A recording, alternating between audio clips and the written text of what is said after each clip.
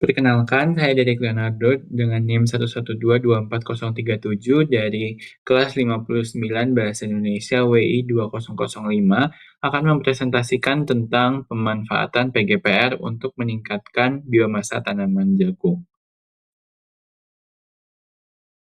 Jadi latar belakangnya, jagung ini merupakan komoditas pangan yang penting setelah padi.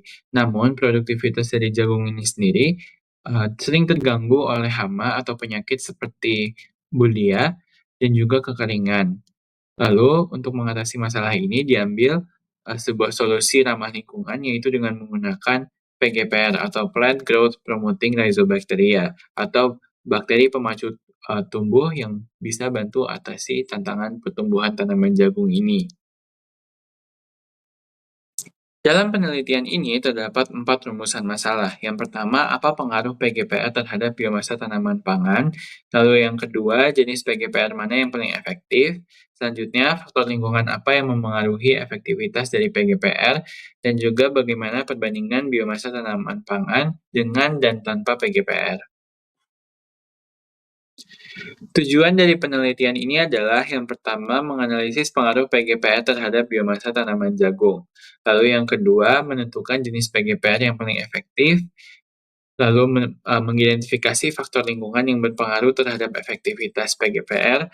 Lalu yang terakhir membandingkan biomasa tanaman pangan, yaitu jagung, yang diberikan perlakuan dengan PGPR dengan yang tidak diberikan apa-apa atau kontrol.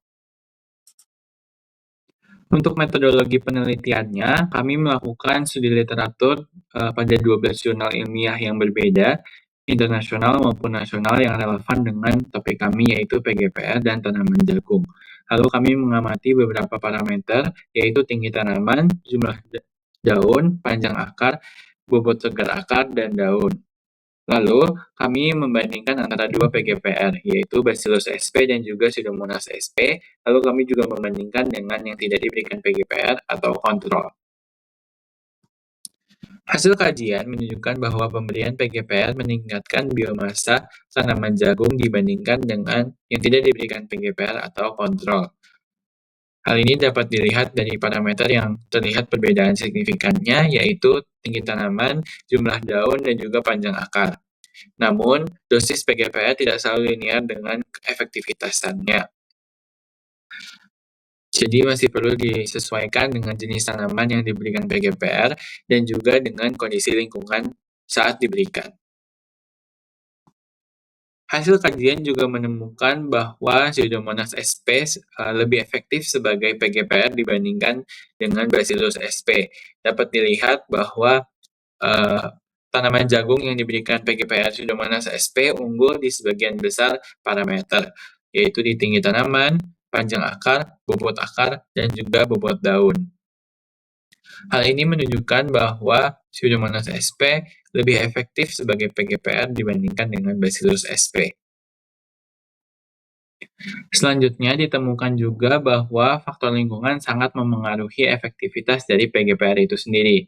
Untuk faktor lingkungan yang sangat memengaruhi efektivitas PGPR adalah yang pertama pH tanah, yang kedua jenis media tanam, dan juga cara aplikasi dari PGPR itu sendiri, antara disiram ataupun direndam. Lalu untuk bakteri Bacillus sp dapat membentuk endospora pada tekanan osmotik ataupun suhu yang tinggi, sehingga membuat Bacillus sp ini tidak lebih efektif dibandingkan Pseudomonas sp. Dari seluruh kajian, kami menyimpulkan bahwa yang pertama, PGPR meningkatkan biomasa tanaman jagung. Lalu yang kedua, Pseudomonas sp adalah PGPR yang paling efektif dibandingkan dengan Bacillus sp pada tanaman jagung.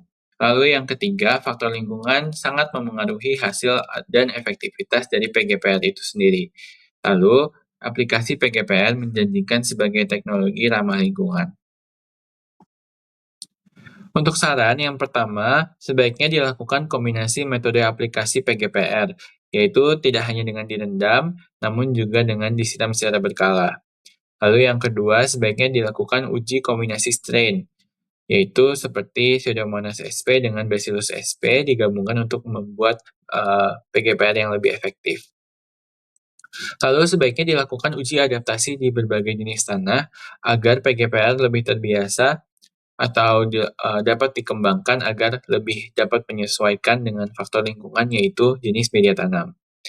Lalu yang keempat, sebaiknya dilakukan integrasi PGPR dengan pupuk organik agar efek yang dihasilkan pada tanaman lebih optimal lagi. Dan yang terakhir, sebaiknya ditentukan dosis optimal secara spesifik agar dapat digunakan secara lebih mudah.